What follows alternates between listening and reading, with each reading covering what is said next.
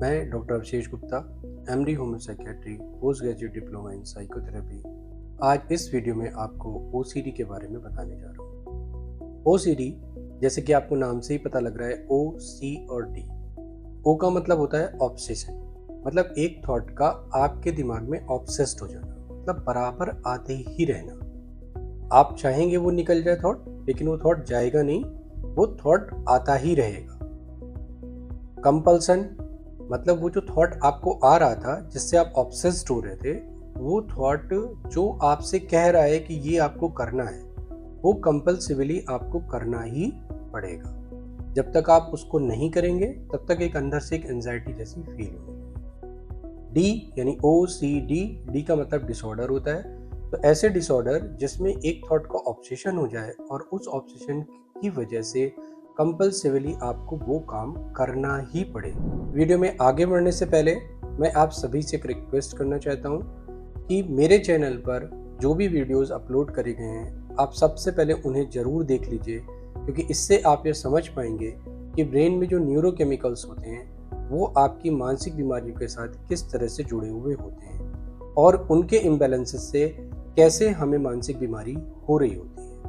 OCD को अगर इस वीडियो में आपको प्रॉपरली समझना है, अच्छे से जानना है, तो उन वीडियो को ज़रूर से ज़रूर देखिए। चलिए अब देखते हैं कि ओसीडी के लिए कौन कौन से केमिकल जिम्मेदार होते हैं जिनके इम्बैलेंस से हमें प्रॉब्लम हो रही होती है। तो सबसे पहले आप देखिए, सेरोटोनिन जो हमारे ब्रेन में होता है वो कम सिक्रीट होने लगता है, जिससे क्या होता है कि हमारे थॉट्स जो होते हैं वो कंट्रोल नहीं हो पाते हैं। इससे क्या होता है कि बार बार वो थॉट्स आते रहते हैं, हम उसे हटा ही नहीं पाते हैं। जब कोई भी थॉट आप लोगों के साथ बार बार आएगा तो हमें क्या होगा, एक एंजाइटी वाली फीलिंग होगी कि वो थॉट मेरे पास से हट जाए, ये क्यों मेरे पास बना हुआ है। तो इसके लिए केमिकल होता है जो GABA होता है, वो भी रिस्पॉन्सिबल होता है, उसका भी सिक्रीशन कम होने लगता है।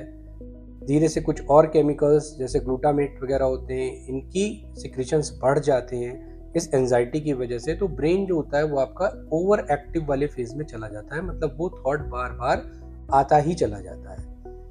तब तक आता है जब तक आप उस वर्क को कंपल्सिवली कर नहीं लेते हैं। जैसे आपको चेक करना है, आपके मान लीजिए कि आपको चेकिंग की ओसीडी है, तो आप क्या करेंगे, बार बार चीज़ों को चेक करेंगे कि ये चीज़ मैंने कर दी है या नहीं कर दी है। अगर आपको वॉशिंग वाली ओसीडी है तो आप बार बार हाथों को धुलने लगेंगे। जब तक आप उसे करेंगे नहीं तब तक उस चीज़ में आपको, उस एंजाइटी में आपको आराम नहीं मिलेगा। जैसे ही आप उसको करेंगे उसमें कुछ देर के लिए टेम्परेरी रिलीफ आपको मिल जाएगा और फिर से चूंकि केमिकल इम्बैलेंस है तो वो थॉट एक बार फिर से चलने लगेगा। चलिए अब देखते हैं कि एंजाइटी में कौन कौन से पैटर्न होते हैं जो बहुत ज़्यादा कॉमन होते हैं और पेशेंट्स में जनरली मिल जाते हैं। तो सबसे पहला जो पैटर्न है वो बेसिकली इन्फेक्शन से रिलेट करता है।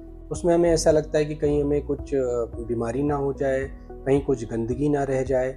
इसकी वजह से क्या होता है, हम हाथों को बार बार धुल रहे होते हैं।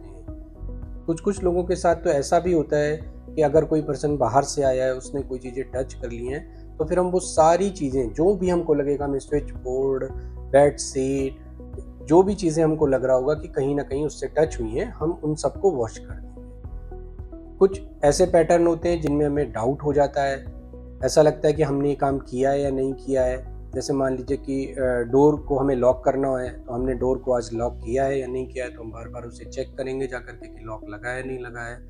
हम कोई चीज़ किसी सीट में भरने का काम करते हैं, कुछ डाटास वगैरह बनाते हैं, तो हमको लगता है कि कहीं ऐसा तो नहीं कि हमने गलत लिख दिया, तो हम उसे फिर से चेक करेंगे।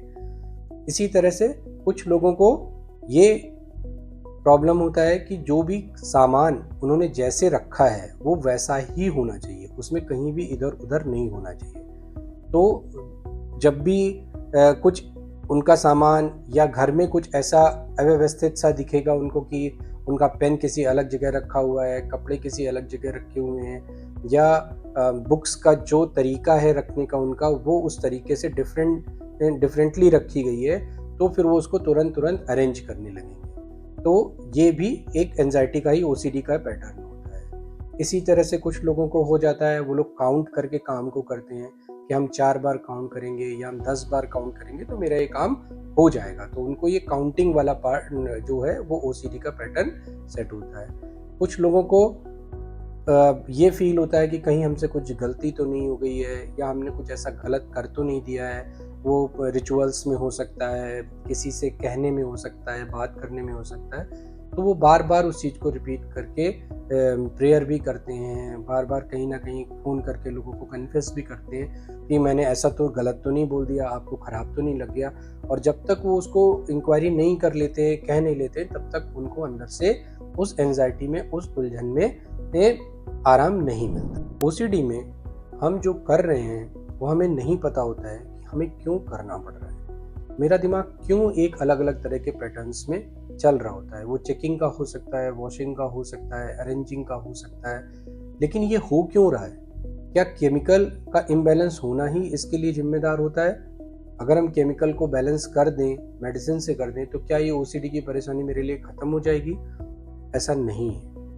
हमें कुछ देर के लिए आराम ज़रूर मिल जाएगा, लेकिन जब तक हम इस चीज़ को नहीं समझेंगे कि मेरे केमिकल क्यों इम्बैलेंस हो रहे हैं, हमने क्यों इस तरह के पैटर्न्स को बना लिया है, तब तक हम ओसीडी को पूरी तरह से नहीं समझ पाएंगे। ओसीडी को बहुत गहराई से देखने पर, बहुत अंदर से समझने पर, आपको इसके हर पैटर्न के नीचे एक डर जरूर मिल जाएगा, बेस में एक डर जरूर होगा। हम लोग अलग अलग पर्सनालिटीज़ को बिलोंग करते हैं, अलग अलग पर्सनालिटीज़ के अकॉर्डिंग ही हम अलग अलग तरह के डर से चल रहे होते हैं। किसी को इन्फेक्शन का डर होता है, किसी को चोरी हो जाने का डर होता है, किसी को गलती ना हो जाए, इन चीज़ों से रिलेट करके डर होता है। तो जिस तरह के डर के साथ हम चल रहे होते हैं, वैसा ही पैटर्न हमारा माइंड हमारे साथ बना लेता है। ओसीडी को अगर जड़ से ख़त्म करना है तो सबसे पहले आपको इस डर को पहचानना होगा। आप सबसे पहले उस डर को ढूंढिए अपने अंदर।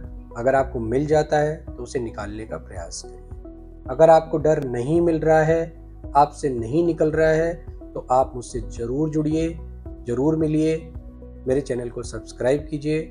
मैं doctor Abhishek Gupta, MD homeo psychiatry, post graduate diploma in psychotherapy, OCD को निकालने में आपकी मदद करूँगा।